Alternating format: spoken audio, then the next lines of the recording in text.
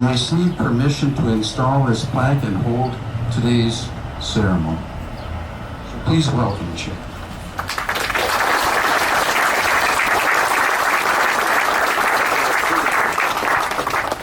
Well, good to see everybody here today. Thank you for coming out. I'm going to try speaking a little further from the microphone, hopefully a little less feedback. Robin, can you give me a thumbs up, thumbs down for doing okay over there? All right. Ramsey County Historical Society. Been around here for quite a while, preserving our past, informing our present, and inspiring our future. At least that's the hope. That's our mission. We've been doing that here in the East Metro for 74 years, which isn't quite as old as the ERA, so that's on that one. Over that time period, we have installed a few of these kind of plaques before, these different markers. They all call attention to landmarks and moments that are important and shape the community. But this one is special. I mean, they're all special, but this one's special for a different reason. The people of ERA had a profound impact on the entire world. A lot of you here work for ERA's successor companies, a couple folks from ERA itself. You all had a role in that. The device in my pocket, some of the medical devices people are using, stuff all over the world as its roots right here, what happened in this building. So it's really rare to be able to say that a historical marker here costs $2,000, right? We install it here. But we're doing it because it's something that's impacted the whole world. That's a big deal. So I think everybody here should give themselves a round of applause for being part of that story.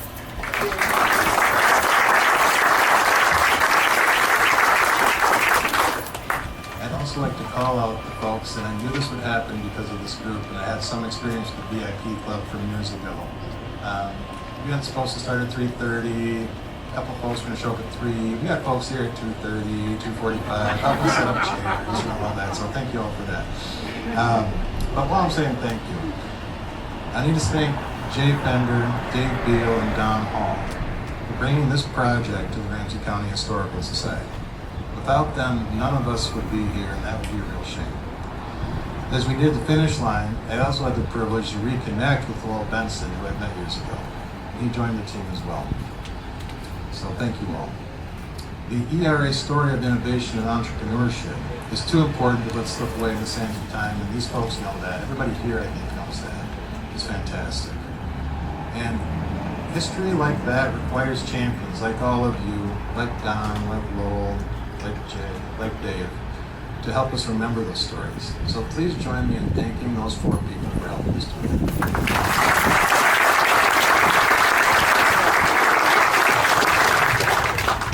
I also want to say thank you to Becky Krieger. She's over here with Capital Partners, the current owners of the property. I don't think they're planning to go into a high-tech business anytime, but they were very amenable to having this platform, so thank you for that. And then finally, special thank you to Don Hall for sponsoring the project. We could not have done this without you, Don.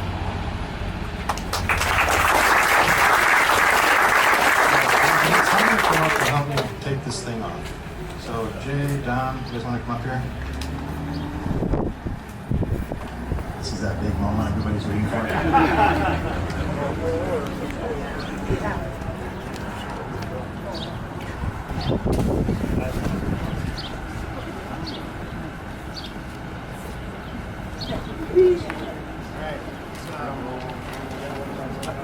This way. It's backwards. Yeah.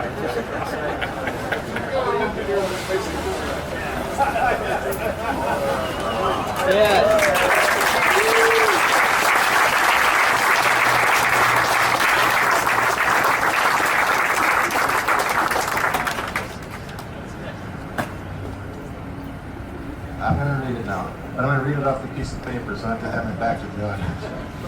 And I did think getting the world's largest tarp was important for the science stories. Okay. Engineering Research Associates, 1946 to 1952. We're facing the original Engineering Research Associates building. Engineering Research Associates, ERA, was founded at the end of World War II by a group of Navy codebreakers whose top secret work helped start the world's computer industry. Employees produced what is considered the first general-purpose computer with random access memory, a forerunner to commercial computers today. Personnel from ERA and its successors helped launch over 100 local firms that developed and built computer hardware, software, products, and related components. These included Sperry RAM, the UNIVAC division, Controlled Data Corporation, and Cray Research. The technology developed by ERA and its successors and their financial success directly influenced the evolving medical device industry that came to include Medtronic, St. Jude Medical, and cardiac pacemakers. From this plant, an enormous contribution is made to human welfare throughout the world, and the benefits to the local economy are almost beyond measure. Technology came to rival agriculture and mining as a leading industry in the state. This plaque, installed in 2023, recognizes the historic importance of ERA and its successor companies. Special thanks to Donald Paul, author, David Beal, journalist, Jay Fender, historian, Capital Partners, the building manager, Chad Roberts, historian, and Ramsey County Historical Society. Learn more at www.rchs.com. Have it on there. That's it.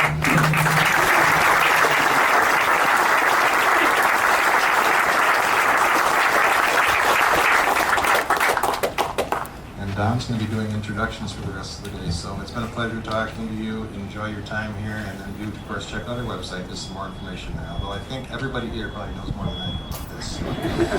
Have a great afternoon.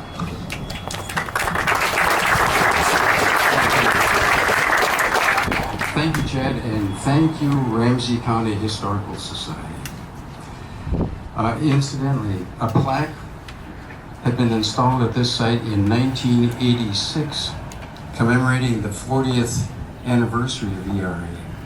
It disappeared about 5 years later. So it's time for a new one, don't you think? Yes. Now, ERA was acquired by Remington Rand in 1952, which means it was an independent company only 6 years. It eventually became part of UNIVAC, a well-recognized name in these parts. Lowell Benson worked at UNIVAC as a senior staff engineer and later as president of the Retirees Association, where he got deeply involved in creating a corporate history. And he'll now report on that. Welcome.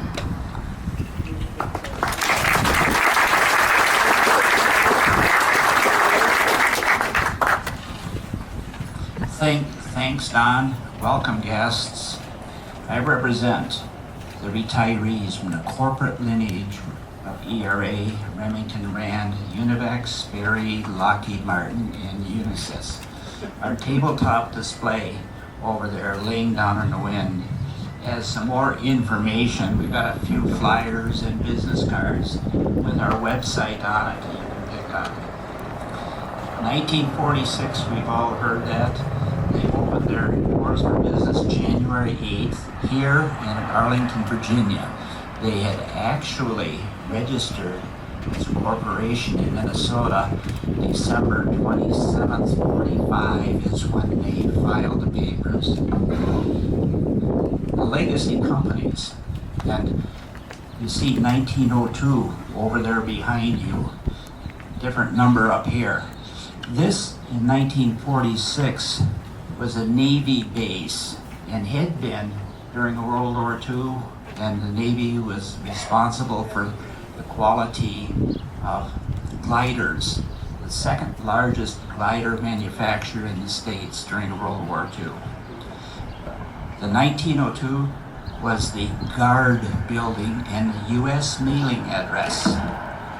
So, if you look over here and say that's not type 1902, this is where the business was. The Guards were over there. 52 has been mentioned. Remington Rand bought ERA and merged it with Eckert-Mauchly Computer Corporation in Pennsylvania to form Remington Rand UNIVAC. Sort of an aside, but about that time, one of the drum engineering managers left ERA. He went to work for International Business Machines. In 1953, IBM announced their 650 model, lo and behold, but the main memory looked almost identical to the drum memories that we have at the Lache Memorial Museum. There was some sort of a loose patent agreement. So it's probably the first ex-ERA engineer to aid another company's success. 1958, UNIVAC delivered an ERA/UNIVAC model 1103, serial number 4, to the University of Minnesota. That started their digital computer center and curricula. So, ERA designed the machine that started the University of Minnesota's computer science. Many more things to read about that. 1961, Remington Rand UNIVAC divided its computer operations into two financial groups. The Defense Systems Division, based in St. Paul, down on Shepherd Road, and the Roseville commercial operations stayed reporting directly to Bluebell. The reason they split between commercial and defense was for auditing reasons. Commercial, they could charge whatever they wanted to. Defense, you had to account for every penny of expense. 1967, Sperry Rand Operations opened a new DSD headquarters near the Egan Central Commons area, and that was the 8th successor facility in the Twin Cities area. In 1980, the Charles Babbage Institute opened at the University of Minnesota. The founder was Erwin Tomash, an ex-ERA engineer. They show up everywhere. The first Charles Babbage Institute director was Dr. Arthur Norberg. He held the Engineering Research Associates Land Grant Chair for the History of Technology. 1980, also, Sperry's first female director created a retirees VIP club. Bless you, Myhre. 1986, as I said, Sperry put the plaque here. Also in 86, Burroughs bought Sperry to form Unisys. The merging of the two companies at that time had personnel in 28 Twin Cities buildings or facilities or places. Fast forward a decade, 1996, Unisys sold their Defense Systems Division to Laurel, who within a year sold the DSD to Lockheed Martin. Unisys Commercial continued in Roseville and Egan. 2005, the Retirees Club formed a legacy committee. I joined the board to co-chair, and I like to talk, so I'll talk about history. 2011, Lockheed Martin announced the closing of their main Egan facility, leaving just the Air Traffic Control Department, which was later sold to a Leidos Group. Also in 2011, as Lockheed Martin was closing, the Dakota County Historical Society agreed to make a permanent exhibit of the artifacts that we had gathered at Lockheed Martin, thanks to their then executive director, Jad Roberts. So he's sort of been around preserving history for quite some time. 2017, Unisys merged the Roseville operations into their Egan facility on Pilot Knob Road, still reporting to Bluebell. Thus, the Unisys facility in Egan is the last direct successor facility in the Twin Cities area. Their Vice President, Chuck Lefebvre, is here today. 2019, as we continue to tell the story, Twin Cities Public Television premiered an hour-long documentary, Solid State, Minnesota's High-Tech History. Many of you have seen it. They ran it earlier this week again. The High-Tech Association was a principal sponsor. The producer was Kevin Dragseth. He's here today.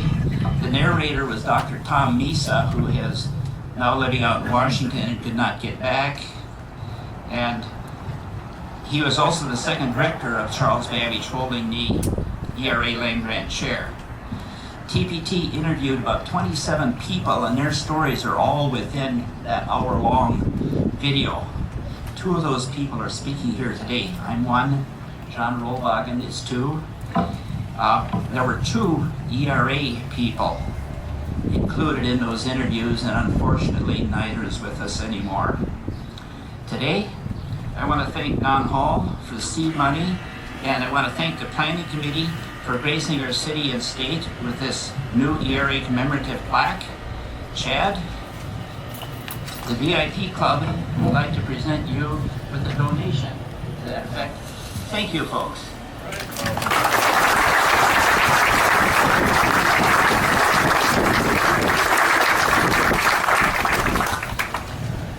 Thank you very much, Lowell, for explaining the historic lineage of this predecessor plant. And in particular for explaining the address confusion, 1902. This used to be 1902 Myhre. It's now, as he said, the old guard building.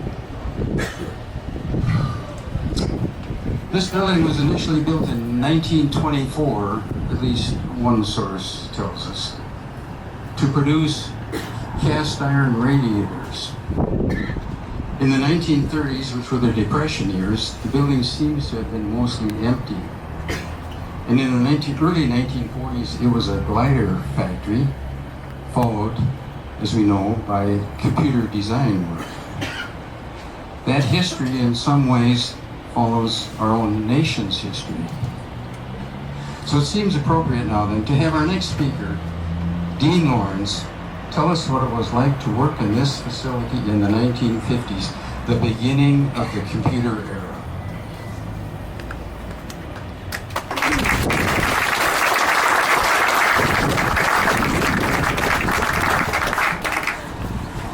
I was hoping you'd forget me, but you didn't. Don Hall, the organizer of this operation, asked me to speak because at the time I was the only one he knew that actually worked in this plant. And now in the last hour or so, I've found all sorts of people that work here. Well, the speakers who will follow me will give their impression from the top of the operations.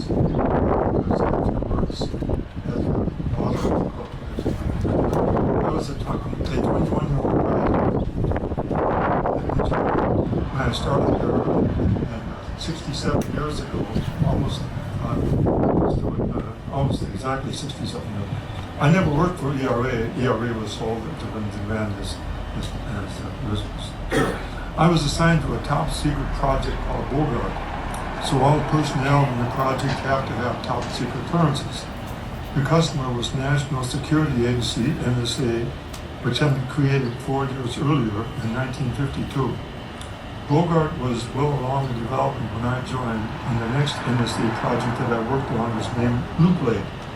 Sperry Van didn't work on code breaking. They designed and built machines and sold them to NSA who did the code breaking. A couple of days ago, I talked to a friend of mine, Sam Slaves, who worked at CDC. Before he worked at CDC, he worked at NSA, and he actually worked on Bogart and NSA. Then you had the commercial and government projects in this building, but the only one I worked on was the one I told you about. Working at Sperry, I'm giving you the impressions of the engineer. They're not going to be as tremendous as some of the people who told me. But it was my first exposure to the union. There were very strict rules. For instance, you couldn't move anything from one room to another by yourself. You had to enlist a union crew member. Government job was a euphemism for a home project. If you could convince someone the job you had was a government job, you had a good chance of getting it done more quickly than going through the paperwork. This was the time of the famous Kohler plumbing strike in eastern Wisconsin, when Kohler hired replacement workers. One of the workers in the model shop, Don Lucker, referred to the replacements disdainfully as scabs. I had never heard that term before. Years later, Don launched a very successful metal fabricating company, and his views of unions changed significantly. I heard stories about birds flying around the buildings and bird droppings on computers. That must have been earlier because in the areas where I worked, they had installed drop ceilings. In the article written about the 40th anniversary of ERA, they talked about strict security of the building. Non-management people like me parked on the street, whereas management people could park inside this fenced area. But they had to show a guard their badge when they entered. One day I was driving with my boss into the area and he forgot his badge. So he flashed his metal cigarette lighter and the guard let him in. So much for security. Man-made electric razors and employers could buy them at a discount, which I did in 1947. Sperry had acquired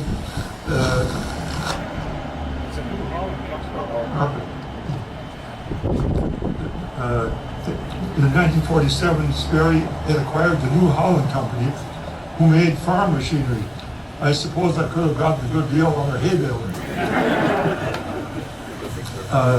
In the fall of 1957, the Russians launched Sputnik, the first artificial satellite, and all work ceased on the project, on my project, by the project managers for several days, as they and the NSA representative discussed Sputnik.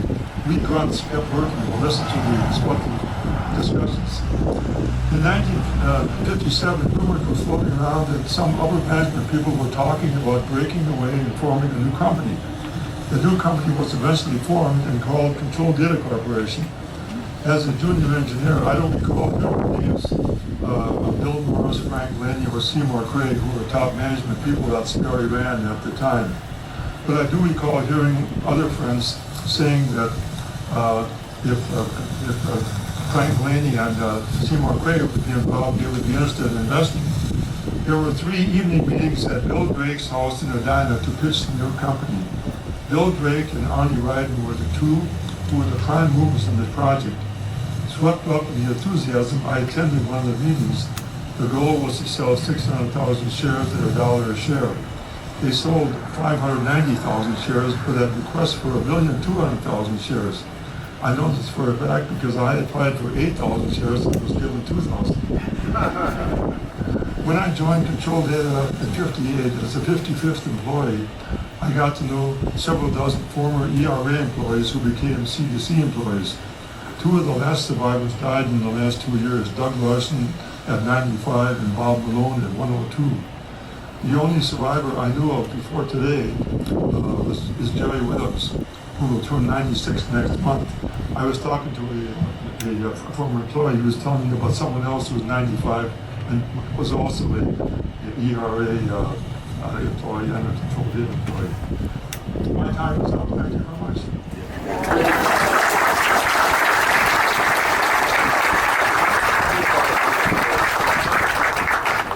Thank you, Dean, for the living testimony.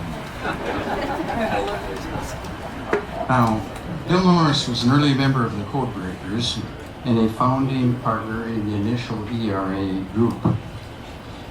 As Dean said, in 1957, he and a group of colleagues left UNIVAC to form Control Data Corporation, and it became a sensational early success. Nord Berg was hired by Control Data as a personnel manager early in its history and rose to become assistant to William Norris and deputy chairman of the board of directors. He's written some wonderful memories, very insightful. But because of recent medical issues, he is unable to join us today, and he feels very bad about that. He's 91 years old. Instead, however, we have Jim Myhre, a former vice president of Control Data, and a friend and acquaintance of Berg and Norris. And he is highly qualified to give us some insights from Nordberg's recollections.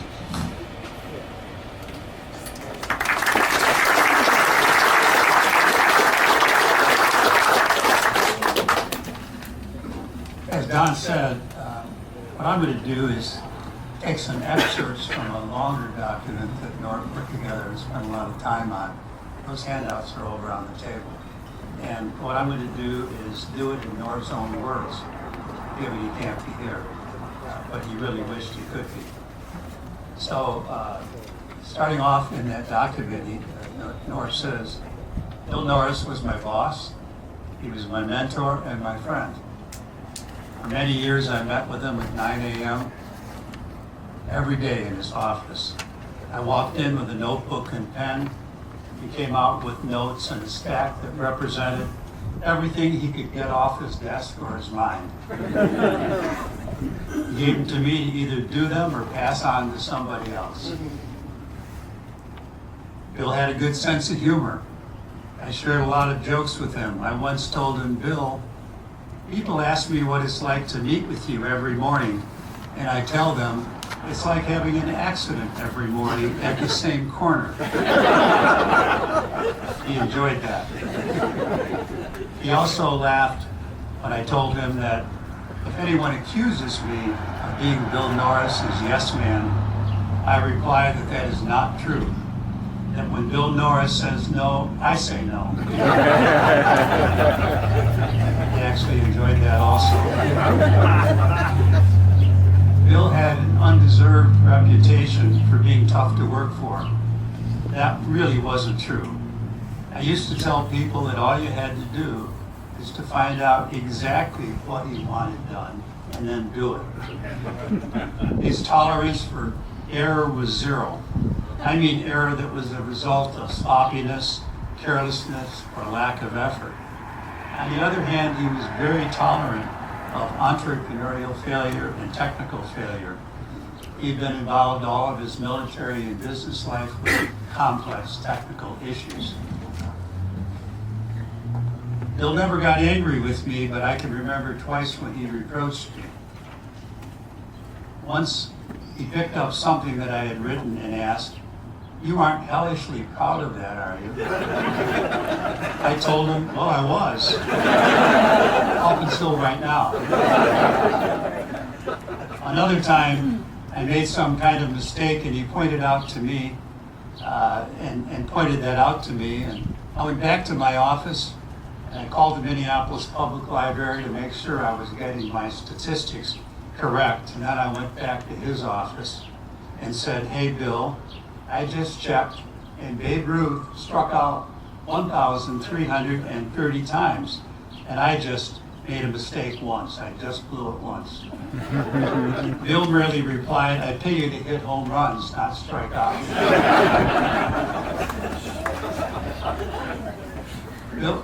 Bill was a great mentor. We often traveled together.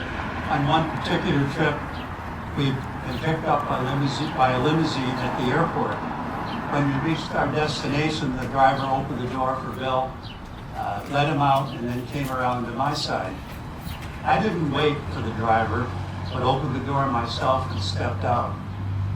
As we were walking away, Bill said to me, "Nor, you've got to let that driver open the door for you." I told Bill that I always felt a little uncomfortable with people waiting on me. Bill said to me, "You have to let him feel good about how he does his job." A great lesson in sensitivity.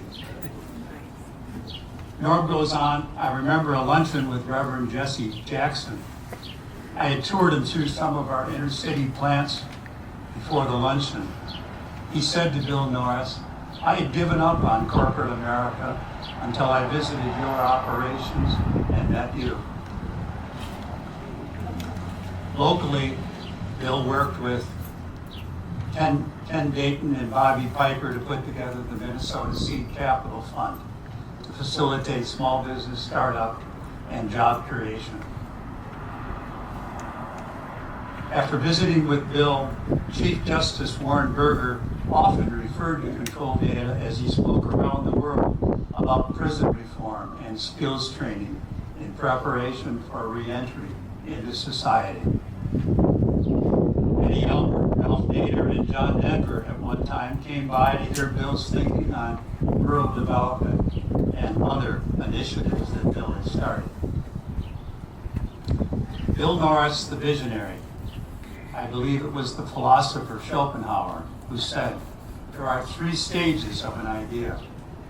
First, it is ridiculed, then it is opposed, and finally it becomes obvious.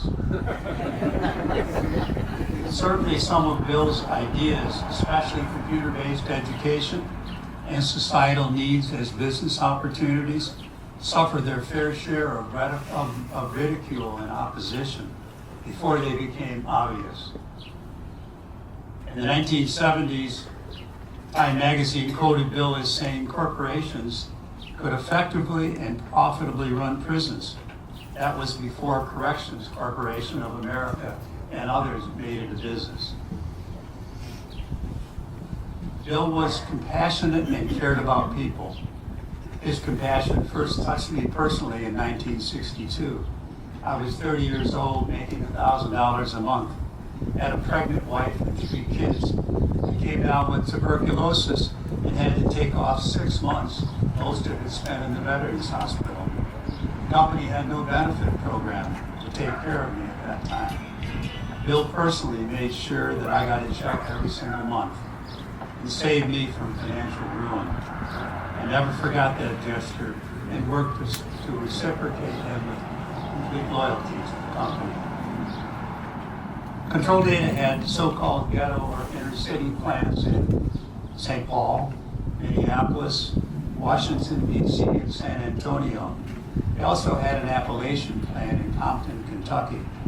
We needed good employees, and these residents needed good jobs.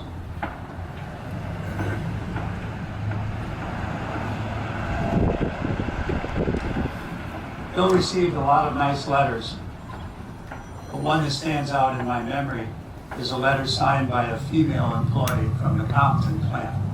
It simply said, "Dear Mr. Norris, thank you for the Compton plant. I always knew I could if I just had a chance." That's a good note to close on. Bill, you made a difference in the lives of a multitude of underprivileged and underserved people. They knew you were a significant person. On behalf of each one of them, I say, thank you, Mr. Norris. We always knew we could if we just had a chance.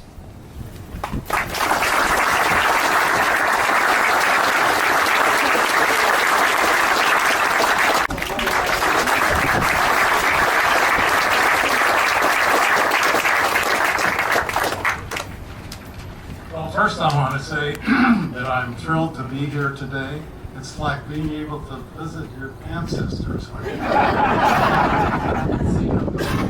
It's just terrific, and it is appropriate. This is such an amazing story from the Second World War to now. My start in this process occurred in October 4th, 1957. I was a senior in high school, and I had the latest gadgets. Like, I had a clock radio that actually turned on the music, and Steve Cannon would play music. And then one day, October 4th, he wasn't talking. Instead, there was this beep, beep, beep, which obviously was Sputnik. And that made me think, oh my, I mean, the Russians did this. We didn't do this. We got to do something about that. So I decided to become an engineer. I like math, so I thought, I'll be an engineer. And I did go to MIT to learn how to do that. And when I came back after my first year at MIT, I wanted to have a summer job. And I didn't know exactly where to go to find one. And my dad said, well, why don't you call George Hansen? I said, George Hansen? Why? My old scoutmaster? Yeah.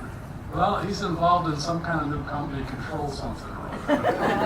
And he might have a spot for you. Well, lo and behold, he did. So I had a summer job in Control Data all through the time I was in college, and really appreciated it. And I didn't realize that that spark that hit me in 1957 is exactly the same time that Control Data was founded and went public. What happened from then on is amazing. Well, I did 3 summers of technical work, enjoyed it, but decided, no, I'm not really an engineer.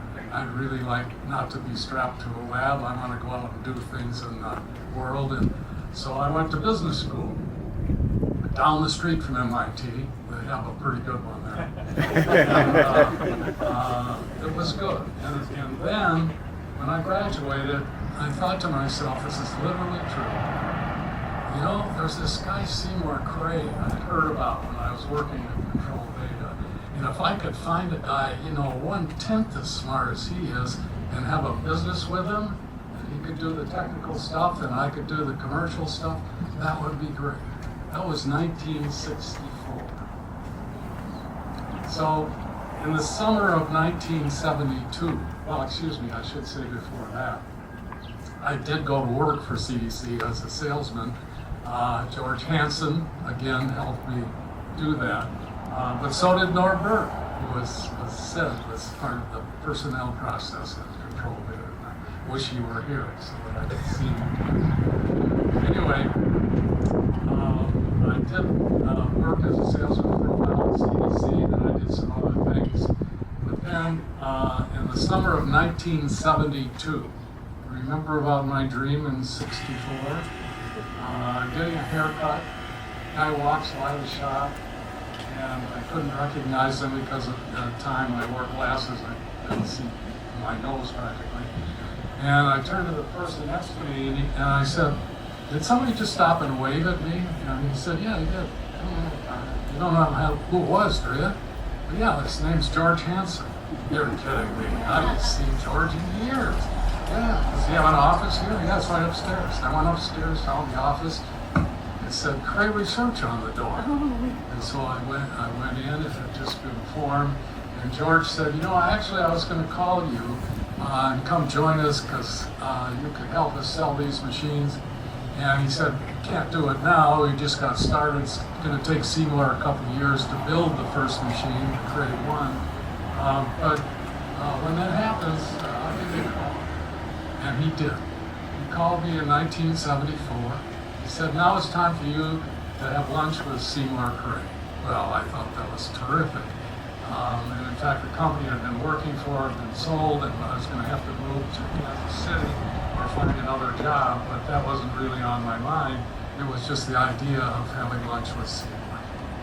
We had lunch in Minneapolis took about, 2 or 3 hours. We had a great time. We talked about all kinds of stuff going on in the world, a little bit about the company, but not much. We just really got to know each other, and I realized that this person is extraordinary, quite a guy. So he had driven me to the lunch. It was a Friday, and he drove me back to my office, and I'm getting out of the car, and he said, oh, so John, why don't you think about it over the weekend and give me a call? Think about what? I said, well, I think you ought to join up. Really? Yeah. Okay.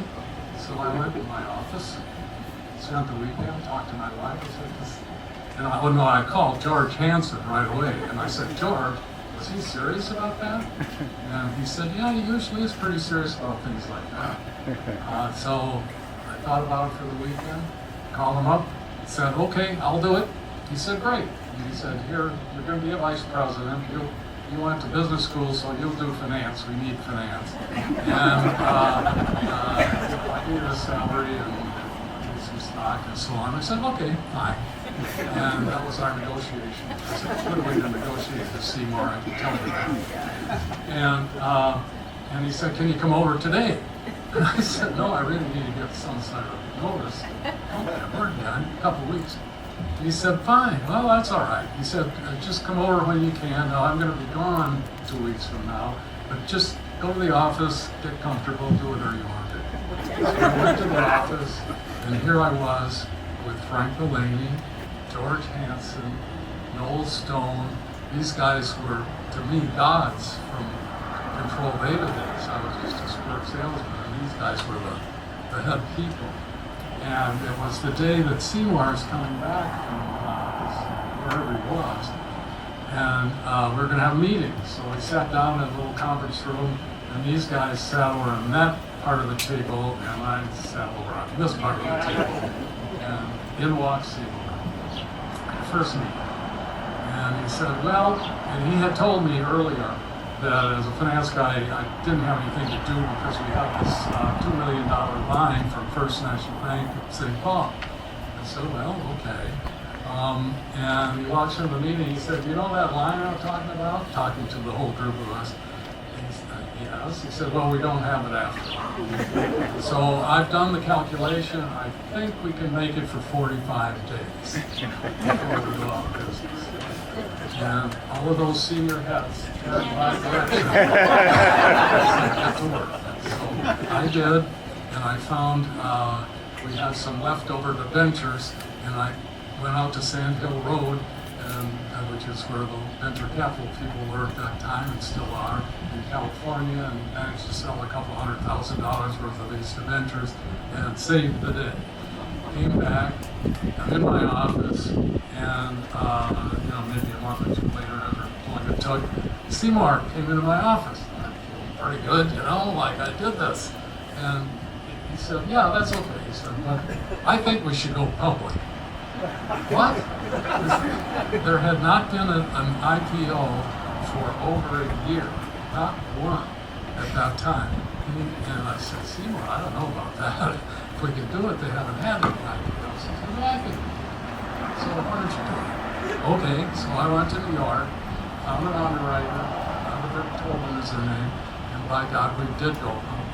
It was the first public offering that set off a wildfire in the financial community as a result of our being able to do that. And that's just Seymour, he looks at extraordinary things and just says, well, yeah, that's acceptable. That's what we do, extraordinary things. And one of the interesting things that happened during that process when we were going public, a lot of Minnesota investors bought stock at the time. And it was kind of funny because there were two kinds of Minnesota investors. The kind that invested in control data and the kind that did not invest in control data. And all of those people that did not invest in control data made it damn sure they bought stock. That served the purpose. In fact, I didn't do this calculation, but Business Week said that we had the highest shareholder return of any company in the 1980s. And that sounds great, but actually, it depends on where you start. When we went public, we sold 1/3 of the company for $10 million.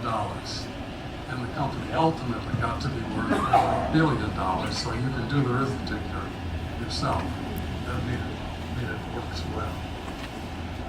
So, and by the way, when we did go public, we had no revenue, we had no earnings, we had a picture of the Cray 1 being put together, but it had not been completed. And it took us, 3 or 4 months to get the SEC to agree to even let us go public, but they did. So then, and that was in March of 1975, St. Patrick's Day actually. Then we set about selling machines and getting them installed. And Seymour completed the Cray 1, and we had 2 organizations that were competing with each other to get the first Cray 1. And it was the Los Alamos labs in New Mexico and the Livermore labs in California, the 2 leading laboratories in what was the successor of the Atomic Energy Commission, the Department of Energy. And one of them would get the budget money to buy the Cray, and the other one would go to Washington and shoot that down, and then they'd get the money to buy it. And that went back and forth and back and forth. And Seymour again broke it open and said, look, let's just give it to Los Alamos. Are you kidding me? Give it to them? He said, well, yeah, as a loan. We'll ask them as a loan to write a report after they've used the machine for a while, and then we can start selling. And that made sense. And he did. And we did. We delivered the machine. They worked on it for a few months. They issued the reports. Everything was great. And then we amended the loan agreement to have them lease that machine. We never signed another contract with Los Alamos after that. They were always addendums to the loan agreement. Addendum after addendum after addendum. We also sold machines to Livermore, by the way, so they got their share as well. Places like the European Center for Medium Range Weather Forecasting, National Center for Atmospheric Research, NSA, all kinds of government agencies. But then we started to break in the commercial business. We did Boeing, Exxon, General Motors. Particularly proud of the General Motors work that was done because they were able to simulate crash simulations on the machine or get more information than actually crashing a car. It's incredible what they do. But my favorite application of all was for flying Pringles. Now, what happened was that the Pringles company, Procter & Gamble makes Pringles, right? You know, there's these potato chips. They have a characteristic shape, and they're baked on a conveyor belt. And they run the conveyor belt as fast as they can through the oven to get the Pringles cooked. But the problem was, because of their aerodynamic shape, once they hit a certain speed, they'd fly off the conveyor belt, spill all over the place. So they simulated the aerodynamics of the Pringle chip to design it in such a way that it could go faster on the assembly line. Also, one of the things that I learned in my admiration for Seymour, and we did have a very special relationship. He was in Chippewa Falls, Wisconsin, and I was here in Minneapolis, where the headquarters was in our software. And we would talk, but I would go over to Chippewa Falls sometimes a month, and it was so cool because we'd sit down and within 2 minutes, we covered everything we need to cover, and then we just had a nice time for a couple hours and I'd come back. We had a mind meld that worked very, very well. And I learned to manage Craig by telling Seymour stories. Some of you know that. The one that's the most famous probably is about sailboats, because he liked to sail, and he built his own sailboats. He sailed on Lake Wissota at Chippewa Falls. And then after the summer of sailing, he had so many ideas about the next sailboat that he organized the party on the beach and burned his sailboat. See, that way, he didn't have to think about it anymore. He didn't have to give it to somebody and then they'd have a problem and call him about it. It would disappear. Well, he would do the same thing to the computer. So we made it a very careful practice. There's a fellow named Les Davis that worked at Cray, and his job was to grab that design before Seymour burned it and then build them in quantity. Also, one time, a famous scientist from France named Dautrey, and he was in their atomic energy field, and he was very anxious to meet Seymour Cray. And a lot of people wanted to see Seymour Cray. I was a bit of a gatekeeper about that. But this made sense. I liked Dautrey, and so I drove him out to Chippewa Falls, and we had a nice conversation. And Dautrey wanted to know how Seymour worked. And by the way, he worked at home. You know, this whole thing now, since COVID, he did that way back when. He always worked at home. And he said to Dautrey, well, I work at home here, and I work with the technology that I'm interested in, and generally after 2 or 3 hours, I get kind of stuck. I don't know what the next step is. So what I do, and this is special about Wisconsin, we have elves in Wisconsin. They're in the woods. And what I do is I go down in my tunnel and dig out another course. Now he was making a tunnel under his house, which was mostly sandstone. And he would dig out 4 inches of tunnel and put in 4x4s, 8 feet tall, 4 across, 8 feet, 4 across. It'd take him about an hour to do that. And he said, now when I go do that, he's talking to the scientist. He said, when I go out, when I do that, these elves come in, you know, and they solve the problem and put it on my desk. So when I come back, it's a done deal. I can go on to the next. And obviously what happens is we have to release the other side of our brains and let but that intuition do the work, and those L's help in the process. One other story I'll tell you that was a lot of fun too. Apple Computer bought one of our systems, bought a crate. And I called Seymour and I said, say, did you hear that?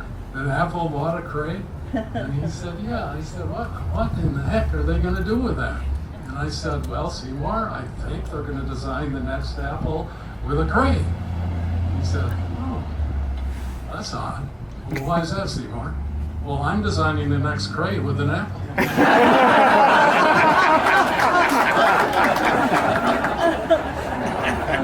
The last thing I want to talk about that was very important about crate research and leads up to the founder of this company. He's an incredible serial entrepreneur. 8 companies, I think he said now so far. Still at it, can't wait to invest in his next one. And that was his approach, and he's an extraordinary person. At Cray, we couldn't do that. And here's why. And I would tell the folks at Cray, you know, we're competing with IBM, Remington Rand, Control Data, Fujitsu, Hitachi, the biggest companies in the world. And we're making the biggest, fastest computers there are. And we need to focus on that, and that's what we do. And we're going to build these things, and we're going to sell them for as long as people want to buy them. And if they don't want to buy them anymore, so be it. We've got good resumes. And that's precisely what happened, as a matter of fact, in the 90s when the chips took over, and my phone now is 1,000 times more powerful than any machine that we did. So I just want to acknowledge the impact of ERA and this community. I can't imagine what this community would be like if Bill Norris and his tribe hadn't come here with John Parker in this building. It would be a different state. And for me, I can't imagine what my personal life would have been if they hadn't done that. So, George Hansen, Bill Norris, and especially Seymour Cray. Thank you. Rest in peace.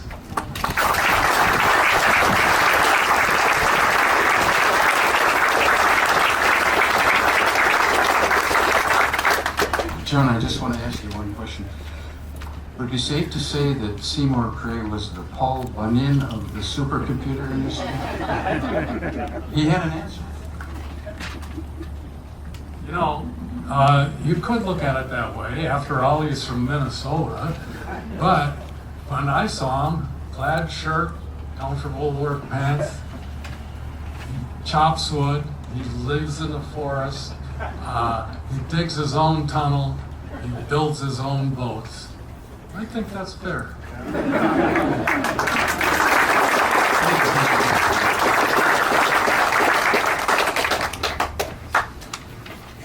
Okay, the success of these companies inspired other entrepreneurs to start their own companies.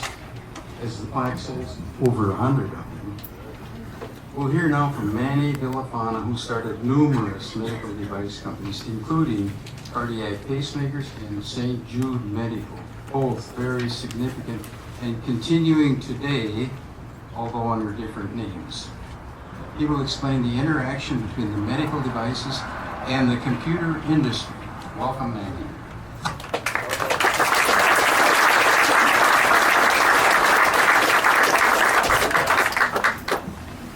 I never thought, ever, that I would be in front of a group that made computers. I didn't even know how to spell the word. And yet, my first intervention with the computer business was when I was starting a little company called CPI, Cardiac Pacemakers Inc. I had been working for a company called Medtronic that was making pacemakers, devices that would stimulate your heart. And they would last typically 12 to 18 months, about the size of a hockey puck. And they would be implanted in your body. But yet, every 12 to 18 months, they would come in again, open you up again, and replace it. I had a chance to work at Medtronic, and Earl Bakken, co-founder, came out to New York to hire me, and his secretary called me and said, Manny, would you pick up Earl and Charlie Cuddy, and meet them at the airport? I said, sure. So I went to see them, pick them up, take them to a hotel. And as I was leaving the hotel, Earl Bakken says to me, wait a minute, Manny, aren't you even interested as to why we asked you to pick us up at the airport? I figured, at that time, Medtronic was dealing with a company called Picker X-Ray, and I thought you're having a meeting with them. He said, no, we're here to talk to you about coming to join us in Minnesota. To do what? Well, to take over the business that we're doing with Picker. We don't want to work with Picker anymore. We want you to handle all of our international business. Oh, okay. All right, fine. Well, Manny, did you talk about a salary? No. A contract? No. And I said, well, why not? He said, look, I had a chance to get out of the Bronx. I grew up in South Bronx, New York, and if you get that chance, if that gift horse comes, you definitely do not look in the mouth. Anyway, look, that's how it started for me. Joining Medtronic and handling their international business. I convinced them to start a company or start a facility in Latin America. And I went down to Latin America and they said, Manny, why are we going to Latin America? Well, that's the biggest market in the world. What are you talking about? Yeah, they have a little bug that will bite the child on the face. And then the child will scratch it, put his hand in his ear and his mouth and his nose, and in that scratching was a parasite that would go to the heart and create heart block. Okay, turned out to be known as Chagas disease. And the child will not know it. The father, the mother will not know it, neither will the sister. The first person that will know it is a sergeant in the army. Because when that child grows up to be 16, 17, 18, he has to go into the army. And there they will begin to fall. These children will fall with heart block at the age of around 20. So for 20 years it was an unknown disease to the family. Okay, so skipping forward, I went back to Medtronic and I said, we can't continue making pacemakers that only last 12 to 18 months, that are as big as a hockey puck. What do you propose? I said, well, there's a new power source. Why don't we make it with a new power source called lithium? No, we're not going to do that. And I finally said, well, if you're not going to do it, I am going to do it. Fine, I'm going to leave. The president at that time, Earl had already left. The new president took the badge off of my shirt, gave it to the receptionist, and he walked me out the door. And I started a company called CPI to make a pacemaker. Well, I didn't hire any pacemaker engineers because they all were saying it can't be done. So there was a little company, Control Data, and I hired 2 control data engineers, 2 computer engineers. Okay? All right, I'll just tell you the end of the story. The end of the story was about a couple of years later, there was a doctor in Holland who was like a physicist, and he took our pacemaker and he had to examine it. Before we could do business in Holland, this guy had to give the go-ahead. So he took it apart and everything, and I met with him later, a couple of months later, and he said, Manny, that's not a pacemaker. It's a computer. I said, does it work? Oh yeah, it works great. Call it anything you want. So anyway, that was the beginning of the entry, in my opinion, of the medical industry, getting married, getting to get to know each other with the computer industry.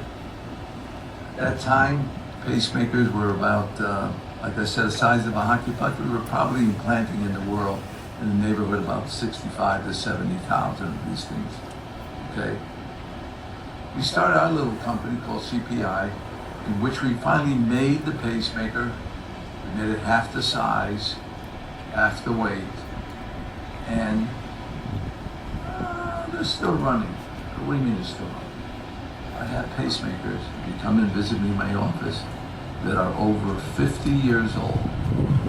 50 years old, still running with a little computer technology in it. Okay? And we now have 10 million people just with the CPI pacemaker, not to mention all the other pacemakers, because after we patented and everything, I did not enforce the patent. I always felt that if someone can make a product better than me, let he or she make that product better than me. Who will benefit? Obviously, the patient. But I will tell that guy or girl, but I'll meet you in the marketplace.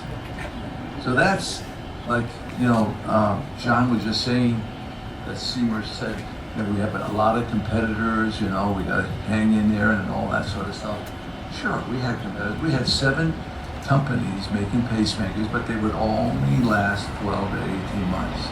We were the first one to go and break that barrier, and we couldn't make enough of these things. I had a company that was open 24 hours a day, 7 days a week. The lights never went off. In about a period of about 4 to 5 years, we grew from a little 5,000 square foot building, okay, to begin working on a 1 million square foot facility. That's what we did. Then we went on and we developed other products that did not have any computers in them. In fact, the pacemaker was my first and last product I ever made that had electronics in it. We went on to do St. Jude to make a heart valve. No electronics, none. No oscilloscope around, no transistor, resistors, or anything. Okay? And now we're even working on something right now that has no battery, no electricity, nothing. It's a vessel for your body. Anyway, I'm here to say thank you to Bill Norris and Seymour Craig, John Rowe, and all you people for helping us introduce the medical technology business. Thank you very much.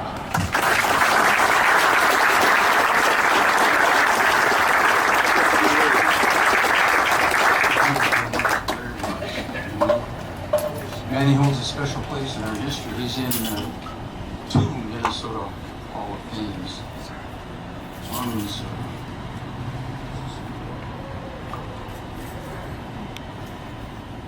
Minnesota Business History Hall of Fame and the Minnesota Science and Technology.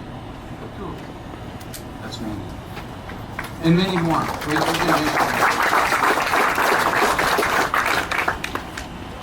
Okay, in summation, we've heard why the founding of ERA was so important and why its history gives this building a mystical quality. This plaque is a reminder of those times when people created. I'd like to just make one more historic observation. I'm sure someone will notice that all the speakers today were men, because that's the way it was back then. But let us note how far we've come. In recent years, women held top positions in national corporations like IBM, General Motors, Xerox, eBay, and others. And locally, we've had females seen as CEOs at Canon Corporation, CyberOptics, Clearfield, Toto Labs, Carlson Companies, and probably more. So So perhaps 50 years from now, someone might commemorate that historian. And now it's time to hear from audience members. We've got a lot of people here that have backgrounds similar to our speaker.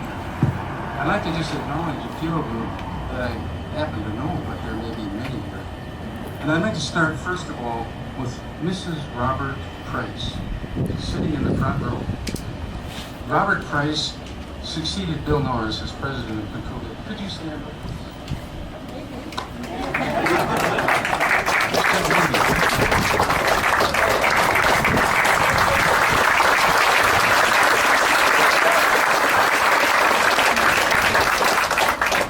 Bob Price died a few years ago, just a couple years ago. We also have Roger Norris here, someplace, who's the son of Bill Norris, and there he is in the middle of the back.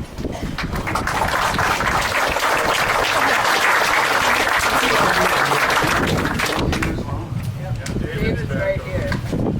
Wow, there's another one back there. It's too bad we can't all see you raise your hand. We also have a gentleman here named Don Patton, who's in charge of the World War II Roundtable. Very interested in this history. Don, can you stand up, please? Yeah, there you go.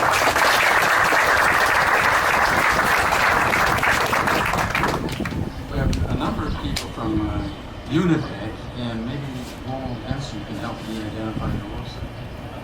Or, yeah, here's a Lowell. Not purely UNIVAC, but I invited Don Lightmice. Don actually worked in and was responsible for this plant for several years back, and I think it was in the 70s. And many of us drove over. Don and his wife flew in just for this event. And thank you.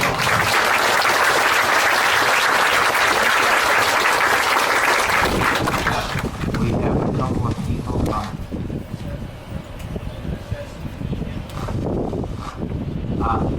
maybe I have to get a little closer to the phone. Chuck is the vice president of UNIVAC in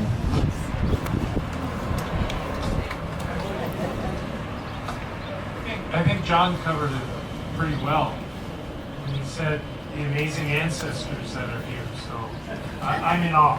That's all I can say. I'm in awe.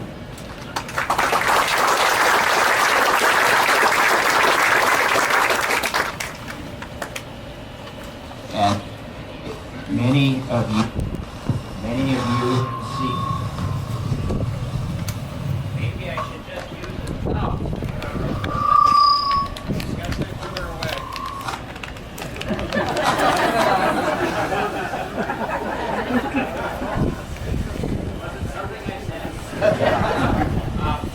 There's too much wind. It's trying to cut off the one interference.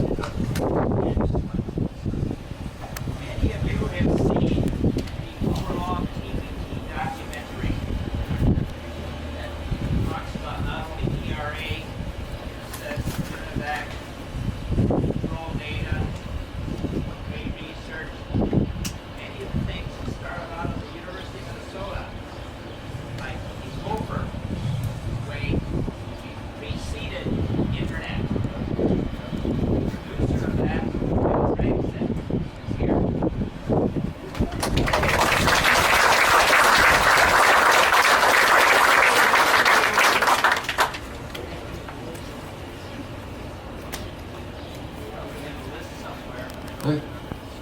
I spoke to a gentleman earlier this evening who worked here, who I think told me he's 95 years old. Could you just stand up, please? Ernie, that's you. Ernie?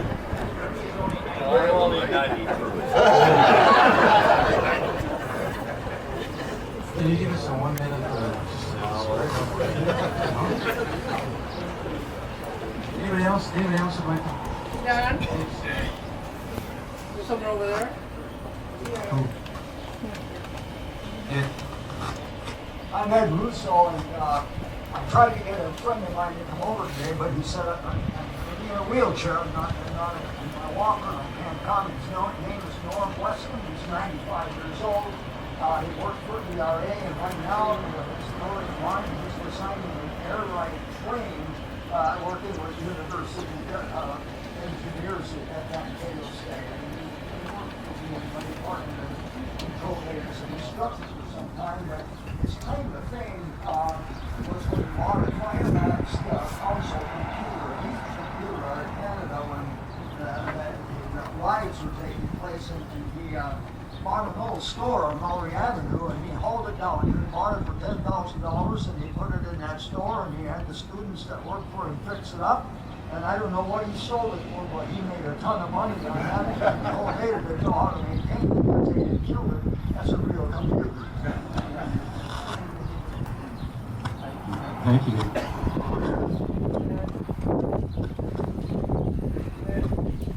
We'll have to be careful. Yeah, this could turn into a sermon. I was kind of surprised. Well, I shouldn't be surprised because it's not in the textbooks. It's not much. I have to hear Network Systems Corporation, where was, I guess, he was the vice president at the Advanced Development Lab at Control Data, and I was their secretary back in 1970. 74, a group of us left Control Data to create Network Systems Corporation. Can you all hear me okay?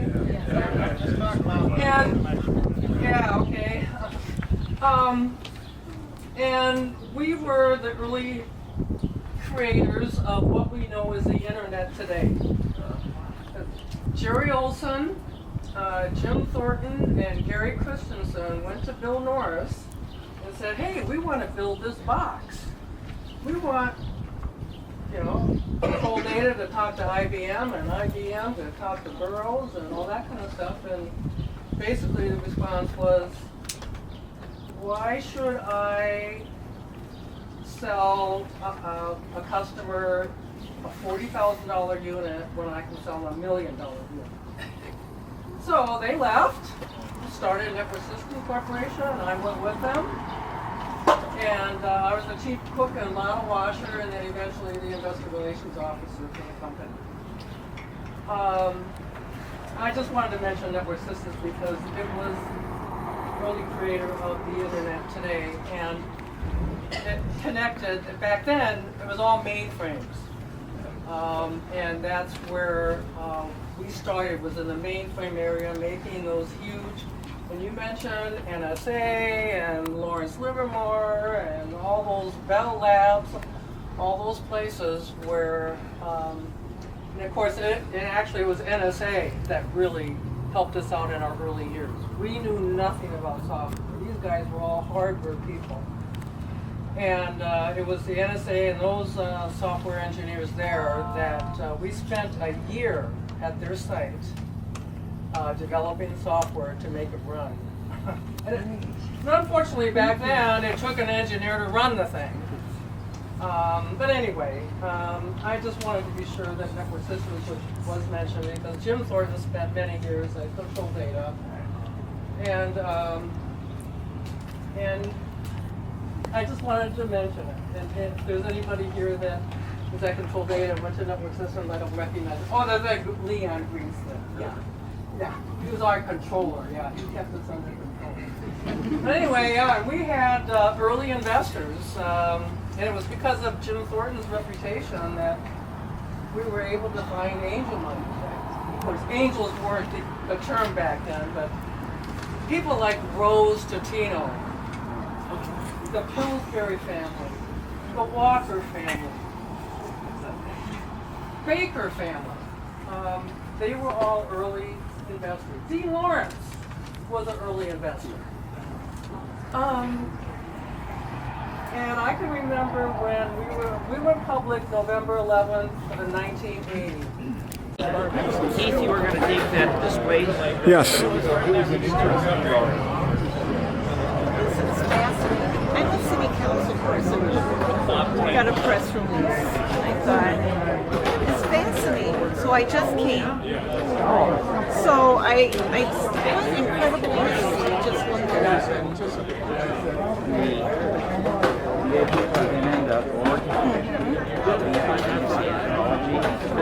There's 77 years of history here. wow.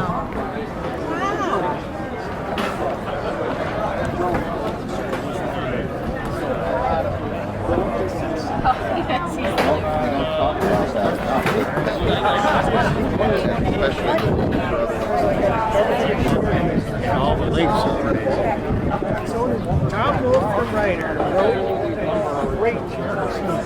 Job on it. That's good.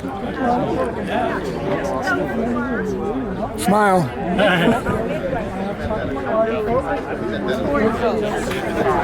Especially I can tell.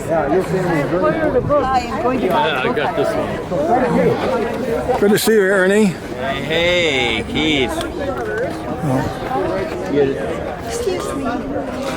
Is there some place, do you know, that I could get copies of these or just go online and get them? I don't have it yet.